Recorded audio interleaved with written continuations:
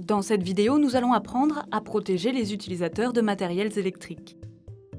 Une bonne protection des circuits électriques est essentielle pour éviter tout risque pour les utilisateurs. Avant toute intervention électrique, pensez à couper le courant dans le réseau concerné. Cette manipulation nécessite 2 étapes que nous allons vous détailler. Étape 1, s'assurer du bon fonctionnement de la protection différentielle. La protection différentielle est un système qui consiste à comparer le courant entrant et sortant de cette protection. Si les deux sont différents, la protection conclut à une fuite de courant à l'intérieur d'un appareil.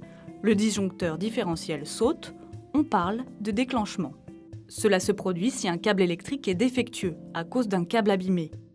Une fuite de courant peut se propager sur les pièces métalliques, un phénomène dangereux pour l'utilisateur car il peut être traversé par ce courant au contact de ces pièces métalliques.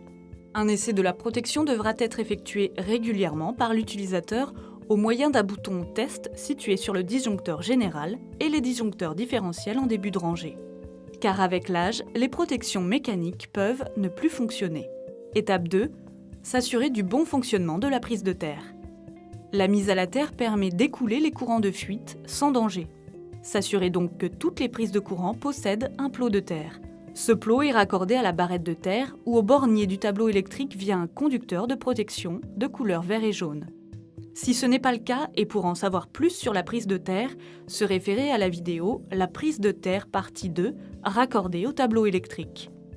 Le meilleur moyen de prévention est de contrôler régulièrement et avant emploi l'intégrité du matériel électrique en s'assurant qu'il ne présente pas de conducteur dénudé. Vous savez maintenant comment protéger les utilisateurs de matériels électriques.